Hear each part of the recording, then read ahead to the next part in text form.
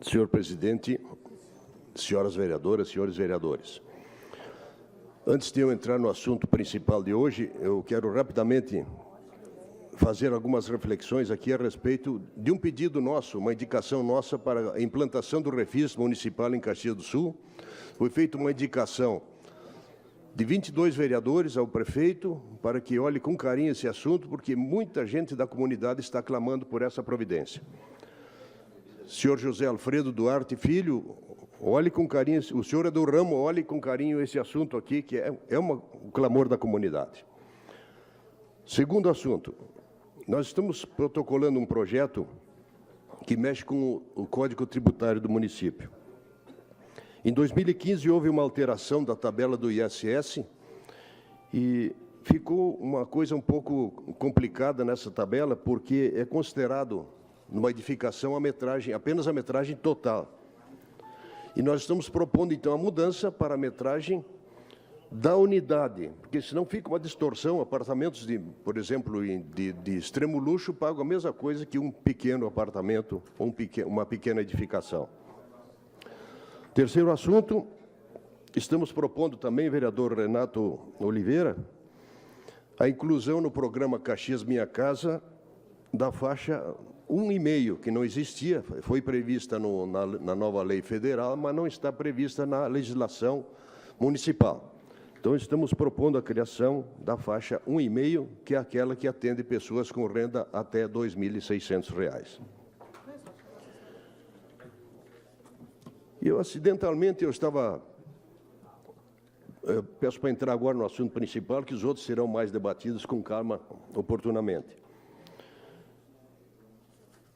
E a respeito da reflexão proposta hoje pelos nossos colegas psicólogos, médicos, psiquiatras, sobre o cuidado que devemos ter com a vida, a prevenção do suicídio, essa onda consumista que está, o mundo conturbado de hoje, nos leva a fazer realmente uma reflexão. E um assunto que me preocupa muito, porque o Brasil ele pega carona, muitas vezes, com outros, trazendo para cá novidades, entre aspas, que lá no mundo aí fora existem. No Uruguai, dia 19 do corrente, começou a venda legal da maconha. E esse país sul-americano é o primeiro a regular a produção e comercialização da substância. O Uruguai tem uma lei de 2013, a iniciativa inédita no mundo, o controle estatal sobre a produção, compra e venda da substância. Olha, caros colegas, isso me preocupa muito, porque o Brasil, para pegar carona nessas coisas, ele é campeão. Então, faço minhas palavras do ministro Osmar Terra, que é totalmente contrário a qualquer ideia de legalização da maconha, em qualquer circunstância, até porque a gente sabe os seus efeitos, as suas consequências. E fico mais preocupado ainda quando um ex-presidente da República defende, que é o caso de Fernando Henrique, defende a legalização da maconha. Então, aí eu começo a ficar preocupado, porque nós não podemos entrar nessa. Eu peço que os colegas todos, onde puderem exercer a sua influência, os seus deputados, seus senadores, que o façam, e não deixemos acontecer uma aberração dessa aqui no nosso país. Lá no Uruguai, a venda começou em 16 farmácias, em 11 dos 19 departamentos, e um país que tem 3.500.000 habitantes e cerca de 1.000 farmácias. Os consumidores fizeram fila em Montevidéu no dia 19. Alguns aqui até na foto escondendo a cara, ainda tem um pouquinho de vergonha, mas acho que já perderam quase toda. E lá no Uruguai, 4.959 pessoas registradas como consumidoras podem comprar o produto em vasilhas de 5 gramas por 187 pesos, cerca de R$20. Não é preciso, olha aqui só, não é preciso revelar nenhum tipo de dado pessoal, já que o acesso à erva se dá por um sistema que reconhece a impressão digital. Olha o modernismo, que coisa fantástica, né? Primeiro mundo. serão distribuídas 2 variedades, alfa-1 e beta-1, com a média de 2% de tetrahidrocanabiol, o componente psicoativo da planta. E o alfa-1 é um híbrido com predominância de 7% de canabiol, e o beta tem 6% de canabiol, que são os efeitos psicoativos em nível cerebral. As pessoas que querem experimentar sensações mais sofisticadas, agora outra aberração, podem ter acesso à substância através de outras 2 vias. O cultivo doméstico, meu Deus, e participar dos famosos clubes canábicos.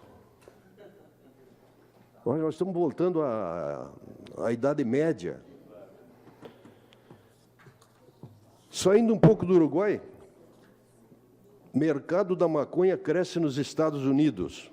Uso médico e recreativo, boa essa palavra, hein? Deve movimentar 30 bilhões até 2021.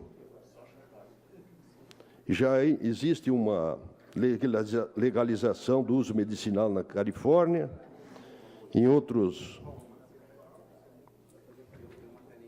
22 estados americanos já estão regulamentando. Existe uma lei federal que proíbe, mas como os estados têm autonomia, então eles liberam nos seus respectivos estados.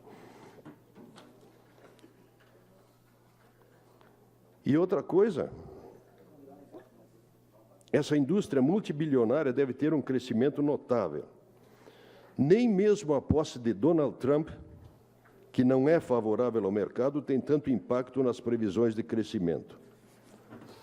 A maconha é proibida pela lei federal, como eu já disse, mas os estados têm legislações próprias. Ohio e Pensilvânia aprovaram leis para legalizar a maconha medicinal. Outros 8 estados aprovaram modificações nas leis no sentido de ampliar o mercado. E por aí vai. Agora já tem 9 estados e mais a capital, Washington, D.C.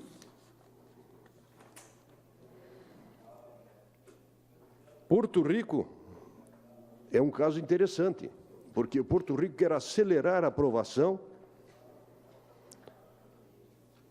para poder proporcionar, acelerar o uso recreativo nos cruzeiros. Que beleza!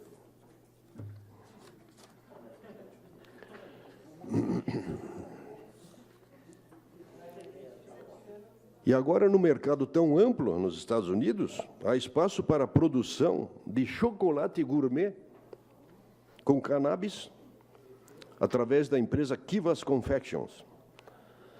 Criou uma outra fábrica em 2016, 6 vezes o tamanho da anterior. Olha o progresso. São 4 linhas de produtos, mini chocolates, barras de hortelã e confeitos com mais de 20 sabores diferentes. Os preços variam de acordo com a concentração da maconha e começam em $3, que é o preço de um chocolate mini de 15 gramas de cannabis. Meus irmãos, olha, nos ajudem.